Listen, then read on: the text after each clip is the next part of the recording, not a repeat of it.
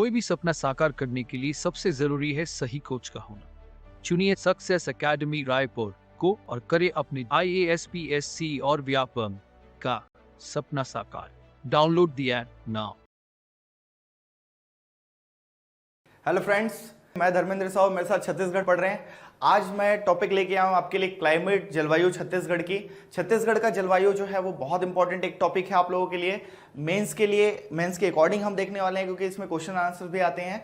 लेकिन ये मेंस और प्री दोनों के लिए बहुत ही ज़्यादा इंपॉर्टेंट है और इससे एक क्वेश्चन बनते ही बनते हैं। ठीक है, तो हमारा जो टॉपिक है जलवायु, तो ये आपको पता ही है कि जल और वायु से मिलकर के बना है, दो शब्द। ठीक है, अब यहाँ कहाँ से आया, क्या आया, उसका मैं अभी डिटेल में नहीं बताने वाला हूँ, क्योंकि क्लाइमेट का एक सिंपल सा मतलब ये है कि एक लॉन्ग ड्यूरेशन का टेम्परेचर और जो प्रेशर है उसका एवरेज हम लेकर के चलते हैं। ठीक है, इसको लगभग 30 ईयर्स तक का लेते हैं हम। जो जलवायु वहाँ के कहीं ना कहीं आप देखोगे किसी भी स्थान का, किसी भी जगह का, ठीक है, एक लंबे समय का तापमान जो है वो बताता है। अभी तभी तो हम बोलते हैं कि वहाँ का क्लाइमेट जो है वो हॉट है, यहाँ का क्लाइमेट जो है वो क्या है, कोल्ड क्लाइमेट है। ये दो चीज़ों में हम जनरली इसको बांट के चलते हैं। तो देखते हैं कि भाई इसके बारे में थोड़ा सा ओवरव्यू कि क्या क्या हो सकता है। तो व्हाट इज क्लाइमेट, जलवायु क्या है, ये एक हमारा एक टॉपिक हो गया। ठीक है, दूसरी चीजें क्या देखेंगे कि climate depends on the factors. इसके क्या क्या फैक्टर्स होते हैं, तो मेनली दो फैक्टर्स तो होते ही हैं। इसके अलावा अलग अलग जो जियोग्राफिकल एरिया है उस पर भी डिपेंड करती है। कैसे, तो कोई ऊंची जगह है, कोई निचली जगह है, कोई मैदानी स्तर है, कोई सिटी है, इन सब पे भी आपका जो क्लाइमेटिकल कंडीशन है वो डिपेंड करता है। लेकिन मेनली क्या होता है, एक टेम्परेचर होता है और एक आपका जो प्रेशर होता है, ये मेन इसके फैक्टर्स होते हैं। लेकिन अगर मैं बात करूं पूरे अर्थ को लेकर के, तो अर्थ में अगर आप देखें ही है तो इक्वेटर जो है एक बीचों बीच लाइन होती है आपकी। ठीक है, अर्थ की भूमध्य रेखा की अगर मैं बात करूं, और नीचे मकर रेखा है आपका, ट्रॉपिक ऑफ कैप्रिकॉन और ट्रॉपिक ऑफ कैंसर। ठीक है, ये और ट्रॉपिक ऑफ कैप्रिकॉन, तो ये आपका जो दोनों के बीच का एरिया है यही टेम्परेट जोन कहलाता है। दैट मींस ये सबसे ज्यादा गर्म स्थल होती है आपका पृथ्वी में। और ध्रुवों के बीच में अगर आप जाओगे तो मकर रेखा से जैसे ही नीचे जाते जाएंगे इधर तापमान जो है वो कम होते जाता है। वैसे ही कर्क रेखा से ऊपर जाते जाओगे आप ध्रुव की ओर, तो वो तापमान क्या होता है, कम होते जाता है। और इधर से इक्वेटर की ओर जैसे ही आते हैं हम, तो तापमान क्या होता है, बढ़ता है। क्यों बढ़ता है, क्योंकि सूर्य की जो रोशनी है वो डायरेक्ट परपेंडिकुलर पड़ती है, सीधा 90 डिग्री में। ठीक है, यहां पर आपके डायरेक्टली कहां से कहां तक, तो कर्क रेखा से आपका मकर रेखा तक, और विषुवत रेखा पर तो बीचों बीच पड़ती है। इसीलिए सबसे ज्यादा जो टेम्परेचर है, ठीक है, सबसे ज्यादा जो हीट है वो कहां पर होगा, आपका भूमध्य रेखा में होगा। और इसी वजह से सबसे ज्यादा बारिश भी यहीं पर होती है, और इसी वजह से सबसे ज्यादा आपका जो बायोडायवर्सिटी देखने को मिलती है, जैव विविधता, वो भी आपका जो इक्वेटोरियल जोन है उसी में ही सबसे ज्यादा मिलते हैं। दैट मीन्स यहाँ पर इतनी बारिश होती है कि बहुत ही बड़े बड़े वेजिटेशन जो हैं वो पनपते हैं। ठीक है, दैट मीन्स आपके बड़े बड़े घने जंगल और बहुत ही लंबे पेड़ पौधे जिसकी अगर हम बात करें तो ये सब इक्वेटर में ही, इक्वेटर के आसपास ही आपको मिलेंगे। और सबसे ज्यादा बायोडाइवर्सिटी इसी टेम्परेट जोन में आपको मिलेगा। ठीक है, तो इसकी हम बात करते हैं। यहाँ पे फैक्टर्स में अगर हम देखें तो इसमें क्या क्या है, तो मेनली जो है आपका तापमान है। और तापमान जो है इसके फैक्टर्स अलग अलग हैं, क्योंकि ये जियोग्राफिकल एरिया जो है आप पे डिपेंड करती है। क्योंकि जो इक्वेटर है उसके आसपास जो है वो टेम्परेचर जो है वो ज्यादा होगा। ठीक है, ध्रुव की ओर जो है वो मिनिमम होगा, बर्फ जमी रहती है, आपको पता ही है। ठीक है, इसके बाद अगर हम बात करें मानसूनल क्लाइमेट की, तो मानसून जो है इसके बारे में हम देखेंगे कि भाई छत्तीसगढ़ में, ठीक है, मानसून का क्या अफेक्ट होता है। यहाँ पे जो हमारी जलवायु है वो मानसूनल जलवायु ही है। ठीक है, इसके बारे में भी बात करेंगे।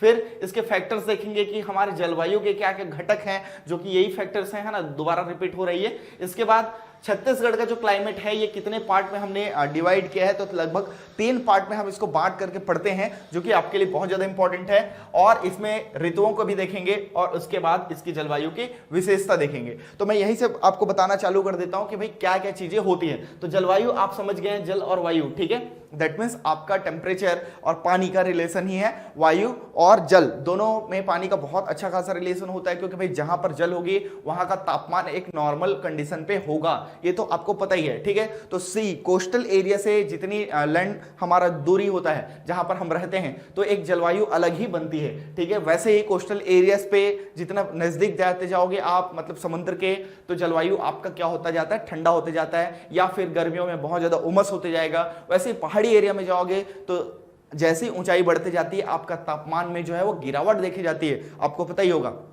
इसीलिए जितने भी हिली एरियाज होते हैं या हिल स्टेशंस होते हैं वो क्या होते हैं, ठंडे होते हैं। कहीं कहीं पर इतने ठंडे होते हैं कि बर्फ जम जाती है, वहां पर 0 डिग्री से भी टेम्परेचर कम हो जाता है। आप हिमालय को ही ले लीजिए, क्यों वहां पर इतना ठंडा है, क्योंकि उसकी ऊंचाई जो है वो बहुत ज्यादा है। ठीक है, तो ये आप लोग का समझ में आ गया होगा कि भाई जलवायु कैसे है। तो इसके फैक्टर्स क्या क्या हैं, आपके मेनली क्या क्या हैं, एयर है, प्रेशर है और आपका वाटर है। तो 3 चीज आपके मेन आपको क्या मिल गए, फैक्टर्स मिल गए। ठीक है, तो ये मानसून आप लोग को समझ में आ गया होगा, अरबी शब्द है। ठीक है, मानसून, ये सारी चीजें ये तो आप नेशनल ज्योग्राफी में पढ़ते हैं, तो मैं ज्यादा डिटेल में नहीं बताऊंगा। हम सीधा छत्तीसगढ़ के पॉइंट ऑफ व्यू से देखते हैं। तो छत्तीसगढ़ के क्लाइमेट की अगर हम बात करें, ठीक है, यहाँ की जलवायु को तो मुख्यतः 3 भागों में बांटा गया है। ठीक है, आगे मैप है तो हम इसको मैप में और अच्छे से समझेंगे कि भाई 3 भाग में कौन कौन से हैं। तो उत्तरी क्षेत्र है और आपका मध्य क्षेत्र है और आपका दक्षिणी क्षेत्र है। दैट मीन्स आपका मिडिल छत्तीसगढ़ जो है सीजी बेसिन सीजी बेसिन के नाम से जिसको जानते हैं, एक पार्ट आपका ये होता है। दूसरा पार्ट आपका सरूजा वाला एरिया हो जाता है, जिसमें बघेलखंड का भी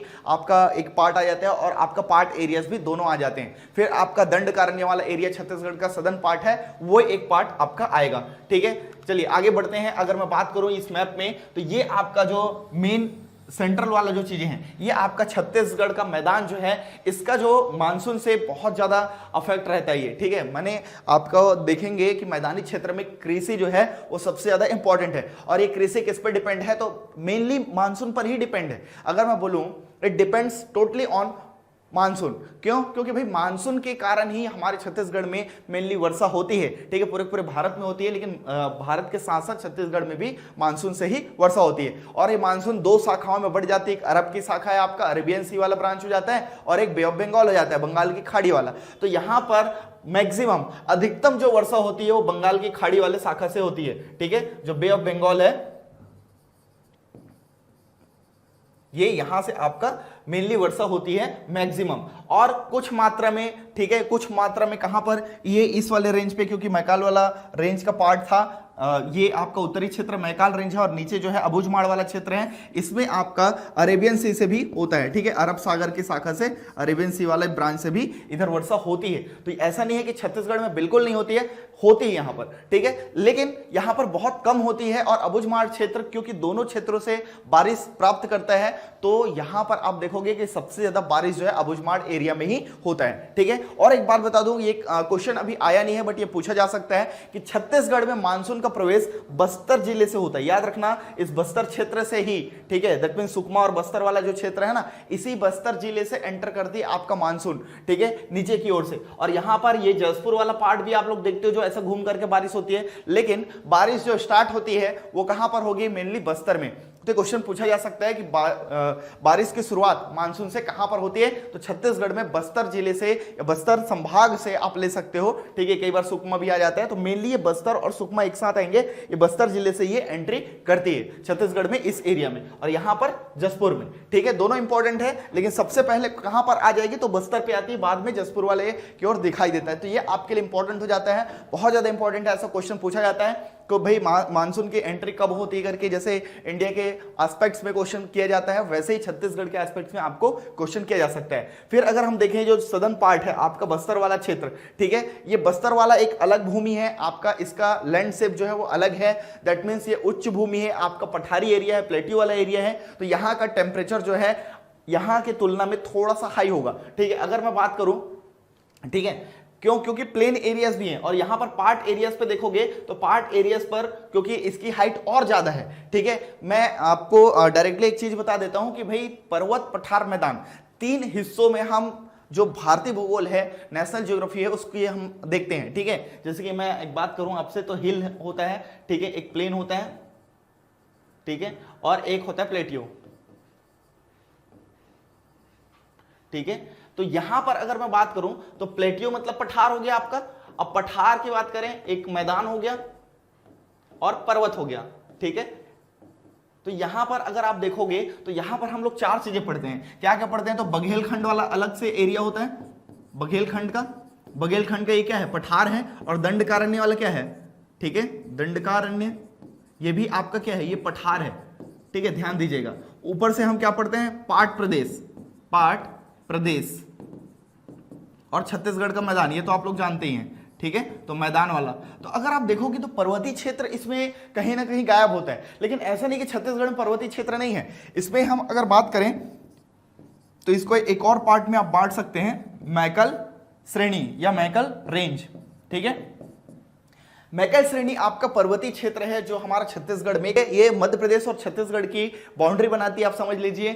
और नर्मदा बेसिन और जो महानदी बेसिन है उसको अलग करती है। दैट मीन्स ये विभाजक है आपका किसका, नर्मदा जो अपवाह तंत्र है और महानदी अपवाह तंत्र का, हमने अपवाह तंत्र में देखा ही था। ठीक है, तो अगर मैं बात करूं जो बघेलखंड और दंडकारण्य का पठार है तो प्लेट्यू, अगर आप एनसीईआरटी पे जाकर के देखें तो वहां पर 0 to 300 मीटर की जो हाइट है इसको हम क्या नाम देते हैं, मैदान का नाम देते हैं, जिसको प्लेन बोलते हैं आप। ठीक है, और 300 से 600 जो इसके बीच में जो अल्टीट्यूड की बात कर रहा हूं मैं, इसके मीटर की बात करें तो ये प्लेट्यू होता है, मतलब पठार होता है। ठीक है, तो यहां पर आपको आता है पार्ट वाले का कहीं पे डेफिनेशन नहीं दिया जाता।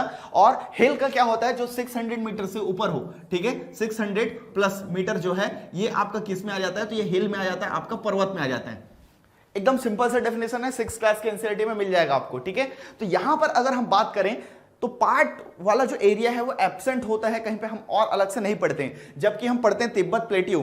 ठीक है, तिब्बत का पठार जो कि सबसे ऊंचा स्थल है, फिर भी हम छत्तीसगढ़ में क्या बोलते हैं, पार्ट वाला एरिया। ठीक है, तो अगर मैं बात करूं तो पार्ट एरिया आपका लगभग वो पठार जैसा ही है, लेकिन उसकी हाइट 600 मीटर से भी ऊपर होती है। ध्यान दीजिएगा, अगर आप को ये बोला जाए कि पार्ट क्या है, अगर इस पे आंसर लिखेंगे आप तो पार्ट वाले एरिया ऐसे एरिया है जिसकी ऊंचाई, मतलब समुद्र तल से ऊंचाई जो होती है ना, अल्टीट्यूड जो हम लेते हैं, हाइट जो लेते हैं वो सी लेवल से ही लेकर के चलते हैं, जिसकी ऊंचाई 600 मीटर से ऊपर तो है, लेकिन जो फ्रंट है उसका जो ऊपर का पार्ट है वो सपाट हो जाता है। सपाट मींस प्लेन हो जाता है। ठीक है, तो ऐसे एरिया जो कि हिल वाला जो है ऐसा होना चाहिए, लेकिन ये क्या हो जाएगा आपका, ये वाला सेक्शन जो है नहीं रहेगा। ठीक है, तो ये क्या हो जाएगा आपका, सपाट हो जाता है, इसीलिए इसको नाम दे दिया गया पार्ट। सपाट से पार्ट बड़ा।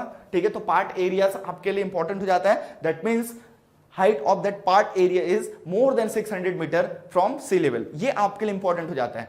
अगर मैं बात करूं हिल एरियाज की तो वो कैसे होते हैं, टॉप में कोनी होते हैं। ठीक है, मतलब कोन की तरह शेप में होंगे ऐसा, तो ये आपके लिए इंपॉर्टेंट होता है, जो कि सपाट होंगे और हाइट इसकी हिल के बराबर होती है। तो हिल के डेफिनेशन में आएगा, लेकिन हम उसको पार्ट मान के चल रहे हैं। इसी वजह से जो आपका ये जसपुर वाला एरिया है, ठीक है, बहुत ज्यादा ठंडा होता है। दैट मींस पार्ट एरिया जो है वो, क्योंकि वो हिल की ऊंचाई पर है, इसी वजह से वो ठंडा हो जाता है। और हमारा सबसे ठंडा स्थल जो है वो मैनपाट ही है, आपको पता ही होगा। ठीक है, और बघेलखंड की अगर हम बात करें तो इसकी जो ऊंचाई है वो थोड़ी सी कम है, क्योंकि ये मैदानी एरिया है, लगभग मैदानी एरिया है, इसलिए 600 मीटर से इसकी ऊंचाई जो है वो कम है। और आपको पता ही होगा कि सबसे ऊंची चोटी जो हमारे छत्तीसगढ़ का सबसे ऊंची चोटी है गौरालाटा, वो सामरी पार्ट में है। ठीक है, ये भी आपके लिए इंपॉर्टेंट है। इसी वजह से पार्ट एरियाज जो है वो क्या है, आपके हिल के ही एक पार्ट है, लेकिन ऊपर से क्या है, प्लेन है, सपाट है वो। ठीक है, तो ये 3 रीजन पे हम बांट चुके हैं, इसको आगे और देख लेते हैं। अगर हम बात करें टेम्परेचर डिफरेंस की, तो दिन और रात में जो टेम्परेचर डिफरेंस होता है वो सबसे ज्यादा देखा जाता है। ठीक है, तो एवरेज अगर देखा जाए तो दिन में जो है वो ज्यादा ही होगा। ठीक है, और रात्रिकालीन जो है वो ज्यादा ही होता है। लेकिन अगर आपको पूछा जाए कि भाई इस एरिया में जो सबसे ज्यादा टेम्परेचर डिफरेंस जो है वो कहां देखा जाता है, तो नॉर्मली आप देखते हैं कि रेगिस्तान वगैरह जो होते हैं वहां पर टेम्परेचर डिफरेंस जो है वो बहुत ज्यादा आपको देखने को मिलेगा। लेकिन छत्तीसगढ़ में ऐसा एरिया डायरेक्टली नहीं मिलता है।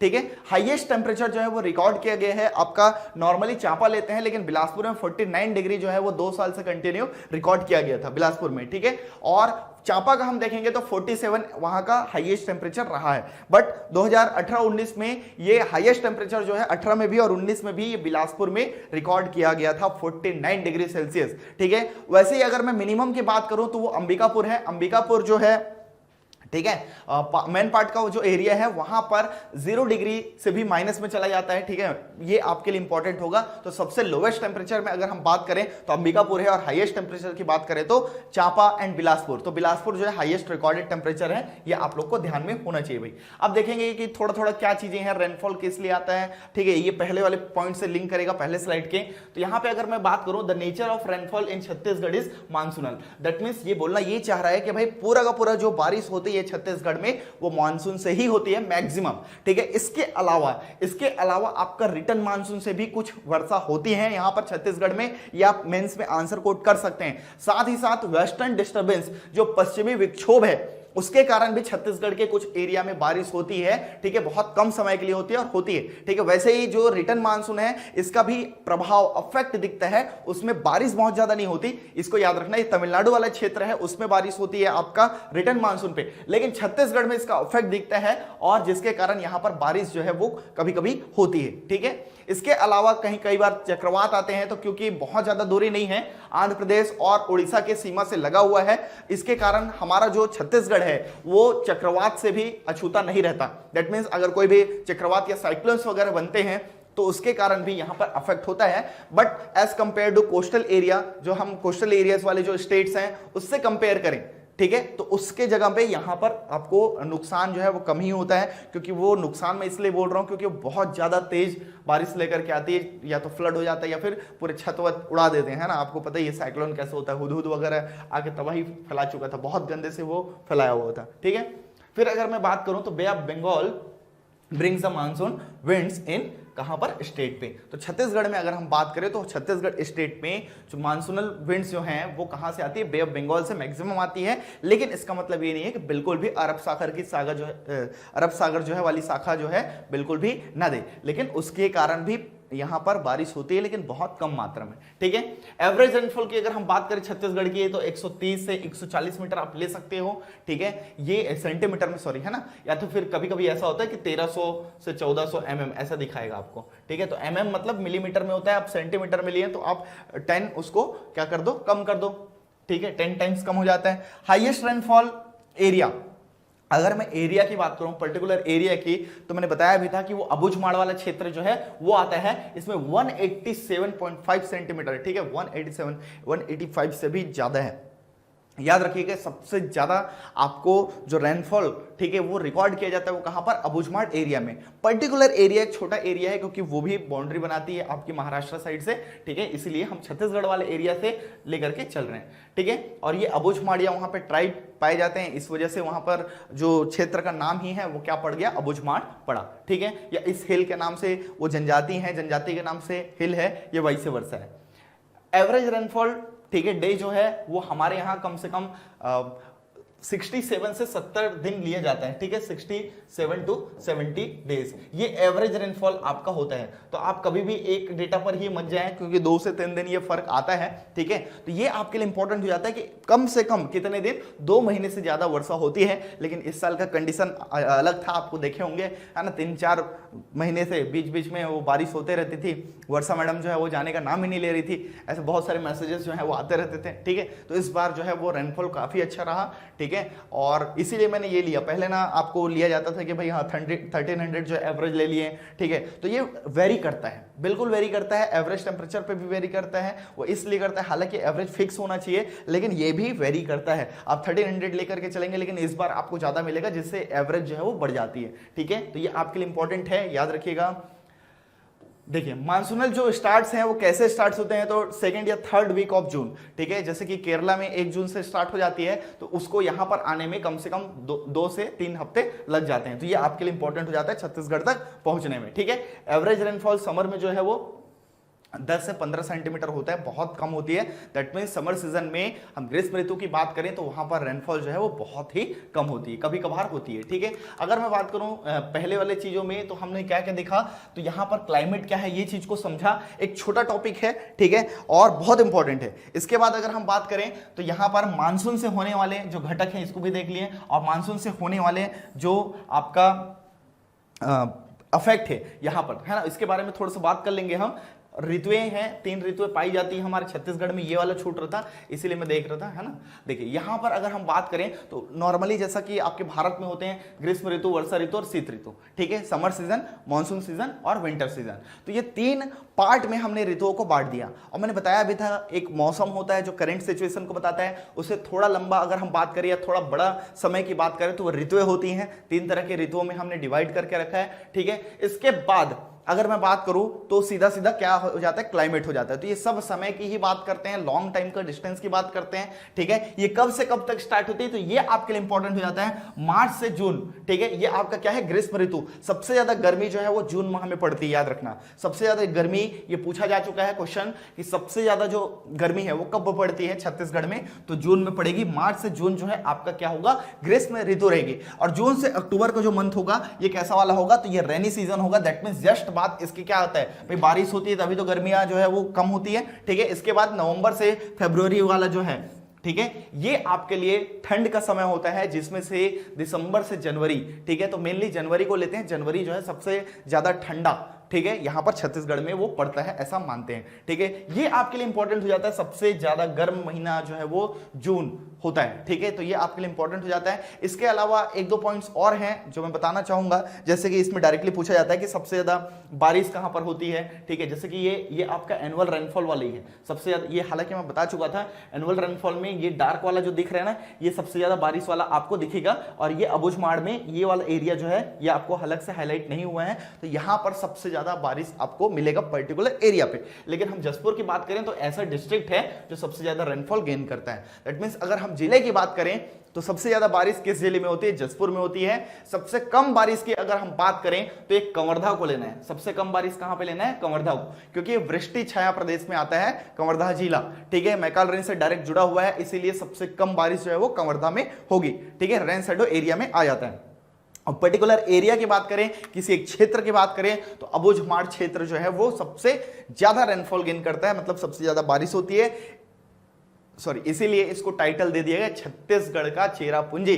छत्तीसगढ़ का चेरापूंजी किसे कहा जाता है भाई, तो अबुझमाड़ को कहा जाता है। ये भी आपके लिए इंपॉर्टेंट हो जाता है, ठीक है। तो रेनफॉल हो गया। मानसून में क्या क्या देखे हम लोगों ने कि हमने इसको 3 पार्ट में डिवाइड कर दिया। कैसा, ये बघेलखंड वाला उत्तरी क्षेत्र वाला हो गया, बघेलखंड और पार्टी एरियाज, मध्य छत्तीसगढ़ का मैदान वाला हो गया, और बस्तर वाला क्षेत्र हो गया। तो बस्तर में भी अगर हम बात करें तो अबुझमाड़ क्षेत्र को छोड़कर बाकी जगह पर रेनफॉल जो है वो अच्छी होती है, मतलब ये तो बहुत ज्यादा होता है, ठीक है। और यहां पर बस्तर का जो मैदान है वो आपका बीजापुर और ये दंतेवाड़ा जो क्षेत्र है ना, इस एरिया पे बस्तर का मैदान है, जहां पर धान की भी खेती होती है। और मानसून की एंट्री छत्तीसगढ़ में बस्तर डिस्ट्रिक्ट से ही होती है, याद रखना, बस्तर क्षेत्र से। डिस्ट्रिक्ट में लिखें तो कम से कम क्षेत्र लिख लीजिए, ठीक है। तो ये आपके लिए इंपॉर्टेंट हो जाता है। ये अलग क्वेश्चन है, हो सकता है प्री में पूछे, और इस पॉइंट्स को आप मेंस में डालेंगे अलग हाईलाइट करके, तो ये भी आपके लिए एक अलग इंपैक्ट देगा। एक्स्ट्रा इंफॉर्मेशन है जो आपको दूसरों से आगे अच्छा मार्क्स दिलाएगी। होप से सारी चीजें क्लियर हो गई होंगी। 3 पार्ट में बघेलखंड और ये वाला एरिया है। मैकल क्षेत्र में आप लोग याद रखना, जो मैंने एक्स्ट्रा पॉइंट्स बताए हैं ये नॉर्मली बुक में नहीं मिलती है, लेकिन ये हिल एरियाज हैं। यहां तक आते आते लगभग जो बंगाल की खाड़ी वाली शाखा से जो मानसून आए रहती हैं, ठीक है, उसमें जो मॉइस्चर्स हैं, वाटर कंटेंट हैं, जो वो वर्षा का जल जो है वो इकट्ठा करके जो रखे रहती है ना, वो कम हो जाती है लगभग, और ऊपर उठते उठते लगभग उसमें खत्म हो जाती है। इसी वजह से यहां पर वृष्टि छाया देखने को मिलता है। मतलब राजनांदगांव और कवर्धा वाला क्षेत्र, ये मैकाल वाला रेंज है ना, इसमें क्या मिलता है आपको, वृष्टि छाया वाला क्षेत्र जो है वो मिलता है। ये आपके लिए इंपॉर्टेंट हो जाता है, ठीक है। इसलिए सबसे ज्यादा कम बारिश होती है, काली मिट्टी होती है यहां पर, ठीक है। और चना हो गया, गन्ना हो गया, इन सब चीजों की ज्यादातर खेती यहाँ पर की जाती है, क्योंकि ये लोग पूरे पूरे डिपेंड हैं किस पे, तो नॉर्मली आपका जो सिंचाई है उस पर, ठीक है। मतलब सिंचाई जो है वो मैनमेड ही होती है, याद रखिएगा, ठीक है। चाहे आप नहर से निकालो, ठीक है, आप ट्यूबवेल से करो या तालाब से करो, कहीं से भी करो, सिंचाई की सुविधा जो होती है ना,